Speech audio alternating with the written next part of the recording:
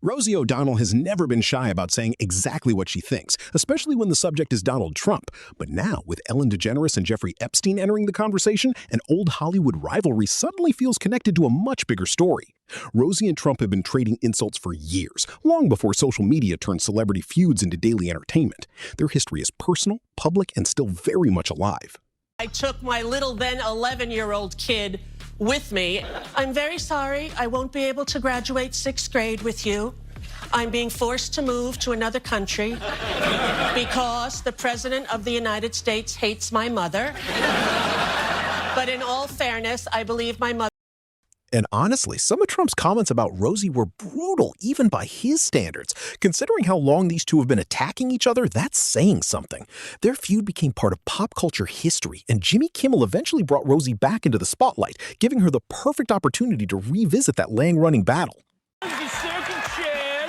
Rosie is a loser. She's not good. She's not smart. Donald, sit and spin, my friend. I don't enjoy him. No. If I were running The View, I'd fire Rosie. I mean, I'd look her right in that fat, ugly face of hers. I'd say, Rosie, you. But Rosie wasn't finished. When the Epstein controversy became a major topic, she didn't seem interested in softening her position or carefully choosing her words. Instead, she made a series of extremely strong claims about Trump and the controversy surrounding the Epstein files. Whatever viewers think of those claims, there was no mistaking how serious her criticism was. Our commander-in-chief, I asked one of his all-time favorites, Rosie O'Donnell, to be here. I love Jimmy. I'm very honored that he asked me and to maybe, sing a love song to Donald. I've been living in Ireland for the past 2 years because of Mango Mussolini. I took my little then 11-year-old kid with me. I'm very sorry I won't be able to graduate 6th grade with you. I'm being forced to move to another country because the President of the United States hates my mother. But in all fairness, I believe my mother hates him more. Hi, I know you're watching. We're working with his writers and producers, and he's been in touch and called me and said, that's a great idea. How about this? How about that? I haven't sat behind a desk on TV in almost 30 years, and a lot has changed since the 90s. Well, back then, there was a war in the Middle East. Climate change was ravaging our planet. We had a president who was embroiled in scandals. But today, everything is so chill. We're going to come up with some human interest bookings, the real people that I had on my show, the non-celebrities, always moved me greatly. I'm just so happy And then Rosie went even further, openly questioning Trump's mental state. There was no anonymous insider or mysterious source behind the statement. It came directly from Rosie herself. After years of hostility between these two, her latest comments showed that the feud had moved far beyond ordinary celebrity drama. It's truly insane. It's a hoax. Everything's a hoax that involves him and his guilt. It's a hoax. His favorite word. And he gets stuck on words because now he only has a vocabulary of like 100 words. And he keeps repeating. But Trump wasn't about to let Rosie have the final word. Their feud suddenly took an extraordinary turn when Trump publicly discussed the possibility of revoking her U.S. citizenship. What began as insults between two celebrities had somehow reached the level of immigration and presidential controversy. At that point, this was clearly much bigger than an old television argument. Well, he is a cruel, criminal, and mentally unstable man. And Duty to Warn was a book that came out when he was first in office. Psychiatrists across the country who don't ever really diagnose people that they don't serve personally came together and made a book, Duty to Warn, to tell the world what a narcissistic, mentally ill person he is. And I think he's the worst thing that ever happened to the United States, and his cruelty knows no bounds. And when he is upset and humiliated and embarrassed, he has no control and he goes ape shit. Can I say that? Yeah, you just did. So, Rosie, let me ask you, what was more surprising to you? That even though you made jokes about him, that a man would go after you the way he did and call you the things he did, or that Barbara seemed to want to keep some distance from it and want you to be careful about the situation? It's very interesting. I expect nothing but the lowest bar for Donald Trump. And, you know, every single day he just grants my perception of him as correct by his actions, by his words, by his horrible Truth Social that is failing. And, you know, he is the kind of person that is a grifter. And he is an evangelical preacher to people who believed that Celebrity Apprentice was true. And Celebrity Apprentice was not true. And Mark Burnett has tapes of him calling people every racist word in the world, telling women to get down on their knees. Mark Burnett owns the cache of all of Trump's sickness, and he refuses to release it. And I think that's a sin, because what's happening now is democracy. Rosie also offered her own explanation for what she believes may be happening with Trump, pointing towards symptoms she associated with frontotemporal dementia. Those are serious medical claims, and they remain Rosie's opinion rather than an established diagnosis. Still, her willingness to say it publicly shows just how far this feud has escalated. Trump has ignited a new war with Rosie O'Donnell. He says he's thinking of revoking her U.S. citizenship. Rosie O'Donnell is not in the best interest of our great country. I am giving serious consideration to taking away her citizenship, he wrote on Truth Social. He dug in even deeper at Andrews Air Force Base Sunday. I don't know about Rosie. I watch Rosie. Rosie's a mess. She's a mess. But she left our country, which is a good thing, not a bad thing. O'Donnell moved to Ireland after Trump's 2024 election. Today, she's firing back. Trump has always hated the fact that I see him for who he is, a criminal con man, sexual abusing liar, out to harm our nation to serve himself. This is why I moved to Ireland. O'Donnell also went on radio in Ireland addressing his threat to yank her citizenship, even though she was born in the USA. I know he can't do that, but the Supreme Court has given him unbridled powers, and who knows what he can and can't do. The Trump-O'Donnell feud goes back nearly 2 decades, ever since she mocked the future president's hair on The View. There he is, hair looping, going, everyone deserves a second chance, and I'm going to give her a second chance. And apparently, even official discussions weren't completely safe from the Rosie-Trump rivalry. When Rosie's decision to move to Ireland came up, Trump managed to bring their decades-old feud into the conversation once again. He joked about whether Ireland really wanted her there and suggested that her presence could affect the country's happiness. Somehow, international diplomacy had turned into another chapter of celebrity beef. And, you know, look up temporal frontal lobe dementia. Look it up. Look at all the symptoms. Look at what behaviors happen when somebody is in the throes of that. And then look at Clunk's. Look at Trump's recent actions. I think the man is in the throes of that. So she's basically saying right now that she thinks that President Trump is dealing with some dementia. She actually goes on to talk a little bit about how she believes Biden also was dealing with some of that and how it was a shame that he was able to run against President Trump and President Trump won the election because Biden was in such rough shape. I just basically am paraphrasing what she's about to say, and I'm going to skip forward to a little bit more of that Epstein file discussion. The Democrats tried to protect him until that horrific debate experience where Biden. we all saw it for our very own selves and with our very own eyes. And that was one of the most depressing days that I can ever remember, the day of that debate, when I just started to cry and said, he's going to win again. This man who thinks he can subvert the Constitution at every turn and get away with it, and thanks to his disastrous Supreme Court, they're letting him. She's speaking of Trump, obviously. Giving him carte blanche. A criminal, convicted felon. Sexual abuser. They're giving carte blanche. A man with no morals. And the poor people who follow him, some of them, you know, out of hatred and racism and misogyny and white nationalism. They follow him out of every bad thing that you can ascribe to. But Rosie really did make the dramatic decision to leave the United States and relocate to Ireland with one of her children. She described the move as a decision connected to wanting a safer and more comfortable environment for her family. And that raises a question that goes beyond celebrity gossip. How far would someone go to escape a political environment they felt was no longer right for them? And my second part question to this, Ireland is known for very happy, fun-loving people, great attitude, many in this room right now that I've met. Why in the world would you let Rosie O'Donnell move to Ireland? I think she's going to lower your happiness level. That's true. Thank you. I like that question.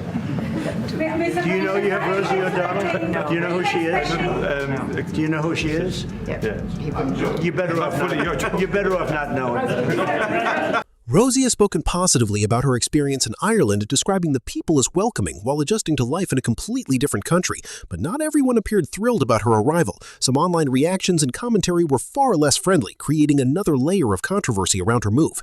I'm here in Ireland, and it's beautiful and warm, not physically, it's actually quite cold.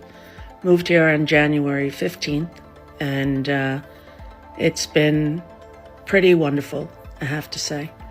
The people are so loving and so kind, so welcoming, and I'm very grateful. I'm in the process of getting my Irish citizenship, as I have Irish grandparents, and that's what's going on, and that's where I've been and what I've been doing. And although I was never someone who thought I would move to another country, that's what I decided would be the best for myself and my 12-year-old child. And here we are. Here we are.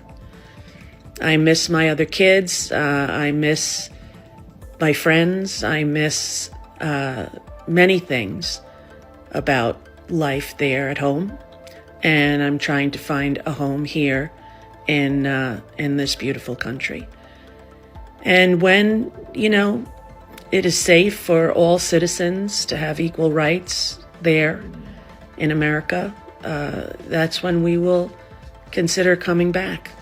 Online commentators reveled in the exchange, with this person saying, "Trump smokes Rosie on world TV and it's glorious." This person agreed, saying, And that brings us to Ellen DeGeneres, because Rosie's history with Ellen is almost as complicated as her history with Trump.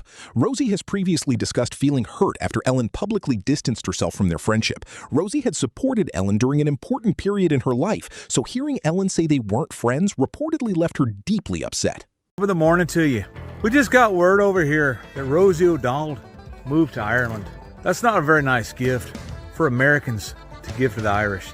After everything we've done for you, but those of us who live in Ireland right now are descendants of the ones who survived the potato famine. I don't know that we can do it twice. So Rosie O'Donnell, she's got to go. We don't want her here. We don't like her. If you got to call the president, call him, tell him, take her back, or send her to Canada. We don't care. Just not here on the Emerald Isle. Please, man. For the love of God, we're begging you. Take her back. Take her back right now. And on behalf of all of Ireland. Whatever happened between them, the tension clearly lasted for years. Rosie has also discussed accusations and stories involving people connected to Ellen, which naturally raises questions about how much these two actually knew about each other. But it's important to separate documented statements from online speculation. There is no established evidence that Rosie possessed secret information connecting Ellen to criminal activity. A little bit of a weird thing, and after my show went off the air and hers was coming on the air, Larry King was on with Ellen, and he said, "Whatever happened to Rosie O'Donnell? Her show went down the tubes. She came out as a lesbian and disappeared." And Ellen said, and I'm quoting, "I don't know, Rosie. We're not friends." And I was in bed with Kelly, and I went, did I just hear that? Or was that like a hallucination auditory voice in my... No, and that's what happened, and it hurt my feelings. Still, timing can make people suspicious. Ellen later publicly showed support for Rosie during her latest dispute with Trump, which was a noticeable change considering their complicated history. Some viewers interpreted the gesture as genuine support, while others wondered whether Ellen was simply trying to distance herself from the growing online speculation surrounding her name. She gets in this accident, and I'm bereft. Now, how did I know her? She did my show twice, and she and Ellen came to my home in Miami and swam in my pool, and we had lunch once. So right. I knew her, not really well, but in the celebrity vernacular, and that she was with Ellen for a while, and then how her career suffered, and her book, Call Me Crazy. There was a horribly, horribly tragic child abuse in that family, and I've always sort of felt sorry for her. So when she's dying and when that all happens, I'm legitimately bereft in a way that maybe surprised me. I'd wake up in the morning and think, oh my God, something's wrong. Oh, Anne Heche is in a coma. Like, it was obsessive to me. So she died tragically. Somebody says, did you see this tape? I said, what tape? They said a year ago she had a podcast, and on the tape she's talking, and she's very, very, very, either in a manic state or sort of maybe high, but she was saying, I went actually to the Rosie O'Donnell show, and Rosie O'Donnell herself walked in and said to me, Anne, if you mention anything gay of the world you think you're in, that you're doing things for gay people, you mention anything like that, then I'm going to ruin your career. I will blackball you and blacklist you, and this show will never see the light of day. And that's what she said to me. Now, I'm at home listening to this. I'm in shock. I call my nephew who does all the tapes for us. I go, pull every Anne Heche interview. First interview she did, we didn't talk about Ellen at all. But I said to her at the end, nice to meet you. So I had never met her before then, right? Right. So then the second one, we talked all about Ellen. She was only on twice. And she said in these interviews she was on for Donnie Brasco. She never did my show for Donnie Brasco. So she was confused, I think, about something. But the concept that she walked around feeling that about me for 20-something years kind of broke my heart a little bit. That a gay woman, would say to her, if you talk about anything gay, I'm going to ruin your career. Right. Oh, my God. Then the story took another turn when Rosie's former partner, Michelle, publicly discussed their relationship and custody dispute. Her account painted a very different picture of Rosie, describing their home life as chaotic and claiming they had major disagreements over parenting. Rosie and her supporters have disputed various accusations surrounding her personal life, so viewers are left with competing versions of the same relationship. Ellen DeGeneres is coming to Rosie O'Donnell's defense. After President Donald Trump shares a post on Truth Social saying he was considering revoking Rosie's United States citizenship, and she clapped back, Ellen is now stepping in with her own support. Alongside screenshots of Donald Trump and Rosie's back and forth that Ellen shares to Instagram on July 13th, the former talk show host, who relocated to England earlier this year with wife Portia de Rossi, tags Rosie and writes in the caption, "Good for you." And Rosie, who moved to Ireland just before Donald Trump's January inauguration, defends herself, writing in a July 13th Instagram post alongside a photo of Donald Trump and Jeffrey Epstein, "Hey Donald, you're rattled again. 18 years later and I still live rent-free in that collapsing brain of yours. You call me a threat to humanity, but I'm everything you fear, a loud woman, a queer woman who tells the truth." The View alum goes on to share insight into why she moved to Ireland with her adopted 12-year-old, writing, "You build walls. I build a life for my autistic kid in a country where decency..." And the family drama didn't stop there. Rosie's daughter Chelsea also publicly described a difficult relationship with her mother, making allegations about their experiences together while growing up. Those claims added another complicated layer to a story that had already moved far beyond celebrity feuds and political arguments. Are you doing since you and Rosie split up? It depends on what you mean by how am I doing. Okay. As far as being much happier, I am so much happier. Okay. Being out of that chaotic environment that I was in and hostile environment, and I feel more alive than I've ever felt in my life. Now there is a custody dispute. Yes. You want sole custody of the adopted daughter you share with Rosie, Dakota. Yes, I do. Why sole custody? Because I think it's in the best interest of the child. There are people who say, Michelle, this isn't about custody, this is about money. Those people don't know me very well. I made my first $1 million before the age of 39. That was before I met Rosie. I don't need Rosie's money. I don't want Rosie's money. None of the houses were in my name. None of the cars were in my name. The prenup money means nothing to me. I will walk away from the prenup if Rosie will give me full custody. How would you describe yourself as a mother, Michelle? Nurturing, loving, attentive. I'm at my daughter's every beck and call. I give her mild discipline instead of like carte blanche, do whatever you want, which is more or less how Rosie likes to do things.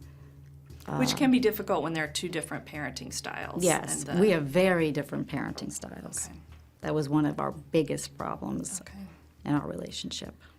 How would you describe Rosie as a mom?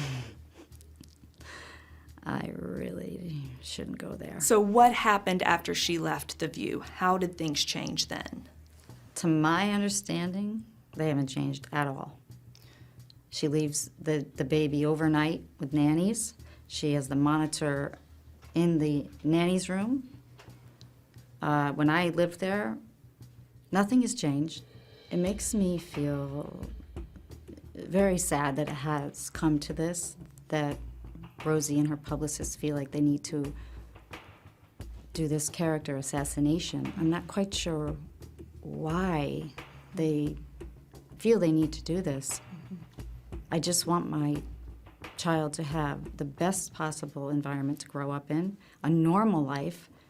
Right now she's got 24/7 nannies over there at Rosie's house. I don't want my... At this point, the story has become a tangled web involving Rosie, Ellen, Trump, former partners, family members, and years of public conflict. Everyone appears to have a different version of events, and every new statement seems to raise another question. Her mother, talk show host and actor Rosie O'Donnell, was loving. While their relationship didn't become seriously strained until her late teens, she claimed the problem started much earlier. She told Inside Edition in 2017, "Growing up, I never really got along with her. Their differences became a bigger problem as Chelsea approached adolescence. She told the Daily Mail in 2017, "Since I was 12, Rosie has been verbally abusive, and that was something I didn't like, making me feel that there was something wrong with me." Chelsea has also accused Rosie of more extreme behavior. When Rosie went to Chelsea's Utah boarding school to discuss misbehavior issues, they got into a fight that reportedly turned physical. She said, "She got really close to me. I tried to push her away from me, and she hit me. We started fighting more until she was asked to leave." She claimed Rosie later apologized for her behavior, but that wasn't the only time. When the teen got the word "breathe" tattooed on her side a few months before her 18th birthday in May 2015, her mother was purportedly enraged. Chelsea told the Daily Mail, "She asked me to take off my clothes to show her, and I refused. She picked up a wine bottle and started chasing me, trying to take off my clothes." Their relationship took a major downturn from there. In August 2015, 3 months after the tattoo incident, Chelsea O'Donnell ran away from home with her therapy dog Bear. She was found a week later at the home of 25-year-old Stephen Shearer, who was arrested for his role in the disappearance of the minor. Police also found inappropriate cell phone communication between the adult and the teenager, leading Shearer to be charged with distribution of obscenity to a minor in addition to endangerment. Instead of returning home, Chelsea went to Wisconsin to live with her birth mother, Deanna McCauley. Rosie's publicist told E! News, Chelsea made a decision when she turned 18 that she wanted to go to her birth mother. This was her choice. Chelsea was days away from her birthday when she ran away. In the 2017 Inside Edition interview, she claimed Rosie told her not to return after she turned up at Shearer's house. And then once she kicked me out, I was just kind of done. The relationship between them became even more publicly strained from there. Rosie was especially hurt when she found out Chelsea had married Nick Aiello in the summer of 2016. She was upset that we got married without telling her to, which I totally understand. The couple filed for divorce in 2018. That same year, Chelsea became pregnant with her first child, and she and Rosie began talking again. Rosie said on the talk, "She's doing better now, and we're both communicating with each other." Even though she reunited with her adoptive mom, Chelsea's problems weren't over. She went through a troubled time in September 2024 when she was arrested on multiple drug charges as well as a charge of child neglect in Wisconsin. According to a criminal complaint, she was released after posting a $2,000 bond, but was arrested again in a different county in October on similar charges. I love all these comments about how Rosie kept my life normal. No offense, Mom. No, that never happened. Vi, what do you mean I didn't do anything normal? I did normal things. I'm normal. I'm totally normal. Jeez, Viv. I'm gonna tell some secrets about you. Rosie O'Donnell jokingly claps back at her own daughter Vivian for saying she didn't have a normal upbringing. She just, was really, didn't inform us. So now the real question is, who is telling the truth and who is trying to control the narrative? Rosie has made her accusations, Trump has fired back, Ellen has shown support, and members of Rosie's own family have shared their side of the story. With so many competing claims, separating verified facts from speculation is more important than ever. What do you think is really happening behind the scenes, and who, if anyone, is doing damage control?